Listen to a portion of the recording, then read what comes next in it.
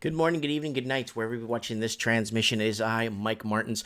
I received a email from a former political official in Bolivia, and it's in Spanish. So I'm going to read a bit of it for you guys because Bolivia is really turning upside down right now, real fast. It's ever since its president was ousted or a coup was taking place where the military forced the newly elected president to step down, where he had to basically fly out on a private jet to Mexico. So there's a lot of things happening in Bolivia. Lots of miscommunication going around, especially via Twitter. So we'll get to that real quick here. Guys, this is really important because this is going to start, boiling over into other bordering countries, which already have their own issues. Okay, so Bolivia crisis, food and fuel shortages as death toll mounts. This is from 3.5 hours ago. Bolivian officials have flown basic provisions into the capital, La Paz, amid reports of food and fuel shortages. The system, which officials want to roll out elsewhere, is a move to bypass road blockades erected by supporters from former President Evo Morales. Mr. Morales resigned on the 10th of November and later sought asylum in Mexico after facing claims of electoral fraud. They couldn't prove electoral fraud, but, I mean, how much electoral fraud happens in the U.S. and everyone turns a blind eye to it, right? At least 23 people have been confirmed dead in ongoing political unrest. Interim President Janine Anez, who is herself facing calls to resign, said on a Sunday that she will call a new transparent election soon to help reestablish the country's democratic credibility. So here's the deal. There's a sign there in this picture here. It says, "No hay gasolina," means there's no gas.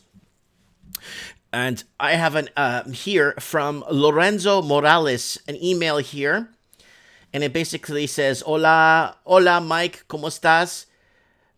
¿Qué tal? Estoy mandando una información muy importante. I'm sending the very important information." So now it's basically going against what this is saying. So there is a woman who is basically who basically was self-appointed, I guess. And I'll see if I can get her picture. I don't have her picture here. There she is, right there. And basically, political crisis deepening in Bolivia. And I guess she's like a self-proclaimed president, I guess, for now. She wants to throw out transparency there and get the elections reestablished immediately, right? Okay, no problem. But this is what this is. This guy says here. Actualmente means by the way, or in reality. Bolivia está gobernado por un presidente no electa. So the president is not an elected president. Janine Anez gobierno ahora es responsable de casi 12 deaths y ciento de heridos. So hundreds of injured people also. Del democrático de Evo, since the overthrow of Evo Morales. La situación es grave. The situation is very grave. Pero está lejos de ser la primera vez que el país ve un golpe de Estado en defensa. So the first time in a long time where the country has been in a coup in defense of Bolivia's elites. That is what he's saying here. I'll say it again. Pero está lejos de ser la primera vez que el país ve un golpe de Estado en defensa de las élites bolivianas. So the military is in defense of the elites in Bolivia. Okay, then he goes on to say, muchas tiendas en La Paz cerraron. Lots of stores in the capital have closed. Y las pocas que abrieron cobraron el doble del precio normal. So the ones that opened basically charged double than what the original prices were. Había largas colas, so long lines, en las calles de La Paz el domingo para obtener suministros básicos con pollo. So basically, there was long lines all over the capital for people to get their basic supplies such as chicken and other stuff. Aquí en Bolivia, Mike, es un pesadilla grande. Las calles está quemando y la gente en la calle protestando. Ahorita, so he said people are on the street and the streets are burning and it's time to, the people are raising a voice. Si tú puedes, manda este mensaje a la gente que está escuchando, mirando tu transmisión. Muchas gracias, Lorenzo Morales. So please share this with the people on your channel and people outside, I guess, if the Spanish-speaking world could get an insight. So this part here is the one that scares me. Right here. The one where he says, la situación está grave, pero está lejos de ser la primera vez que el país ve un golpe de Estado en defensa de las élites bolivianos. So basically he's saying that the situation is dire and the country is seen basically in defense of Bolivia's elites, is what he's trying to say there. This is a huge documentation. That's huge. Even if 50% of what he's saying is true, I believe him 1,000,000%. But this is a huge problem, guys. So let's go back here. Where was it? Okay, so October win re-election. Okay, came on the UN human rights. Let's go back. What is the situation on the ground? There were long lines on the streets of La Paz on Sunday. To get basic supplies, according to Reuters. Presidency Minister, can't read that, Ujieres Justinano said the government has introduced an air bridge system to bypass roadblocks in La Paz, and it was hoping to do the same in other cities. Protests have continued in many places, particularly around Chuchabamba, where violent clashes between security forces and cocoa growers left 9 dead on Friday. Oh my God. Mr. Morales described the deaths, which are numbered at 24, as crimes against humanity. How did we get here? Mr. Morales, a former cocoa farmer, took office in 2006 and became the country's first leader from an indigenous community. He won plaudits for fighting poverty and improving Bolivia's economy, but drew controversy by defying constitutional limits to run for a fourth term in October's election. Pressure had been growing on him since contested election results suggested he had won outright in the first round. So here's the problem. They want to get more elitists in there and to get more people to basically, we know what's happening. I mean, I don't want to get my channel flagged or shut down, but we know what's going on. Okay, so this is very interesting. Sorry, I'm still sick. Very interesting situation here. Bot camp on Twitter fuels confusion about Bolivia's unrest. Again, social media screwing things over. You know, social media was supposed to put Hilldog as the U.S. president, but Hilldog lost the presidency. Now, all social media is being punished about it. Now, what's social media up to? Since last week, a network of Twitter bot accounts has been spreading confusion about the events surrounding Bolivian President Evo Morales' abrupt resignation. The messages, which appear in English and Spanish, all carry the exact same text, beginning with the words, "Friends from everywhere. In Bolivia, there was no coup." Well, it depends how you want to see this.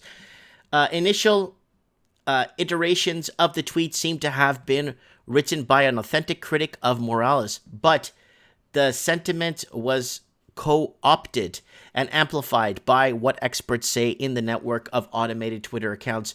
Although Twitter has removed many of the tweets, there are 4,320 still on the network as of press time. The news comes as legitimate confusion about the events surrounding Morales' resignation continues to circulate online. Guys, he was pressured by the military to step down. Period. And he knew if he stepped down, it's over. On November 11, 2019, Morales resigned amid nationwide protests over his highly contested re-election. The populist president had been trying to seek a fourth term, a move seen by many as unconstitutional. See, but the problem is if Obama did it, it would be fine. But this guy actually he set up the 999 or 911 in every major city now in Bolivia, which didn't have it before. He set up, he basically took the corrupt letter and mailing system or letter carrying system that they had there, revolutionized it so people could ship between each other or export to other countries without a fear of their mail being stolen. He also took a lot of peasants and children and putting children into school. He took the literacy level from like a huge literacy level of like, I think 15% of the country was illiterate to less than 2% is illiterate now. Employment skyrocketed under his rule. Everything was just running well. You know what I'm saying?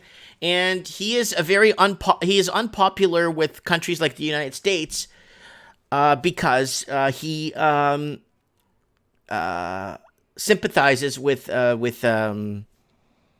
Nicolas Maduro, who legitimately won his election. The guy that was running against him, Guaido, never ran for the election, never was in the election, never was on the pollsters. Do you know why this video doesn't get deleted? Because it's true. Guaido never ran for president of Venezuela, but he was appointed president. Never on the ballot, never on nothing. If anybody wants to know and wants to look up, unless history got changed again with more digital book burning, Maduro ran against Falcon, and Falcon lost by 4 million votes. And the pollsters from Poland, Germany, Australia, Denmark, and I think Portugal, and I think there was one more, Brazil, there was no fraud in that election. It was very transparent. It was biometric. And because both running partners, both running mates were both anti-American, they just got somebody out of the woodwork and said, "You won the presidency. Merry Christmas. Now go govern your country." And I'm like, "I never ran." Well, too bad you did now. So there's lots going on. Here it is. Twitter bots now disturbing people. Here we go. Gasoline and food shortages here.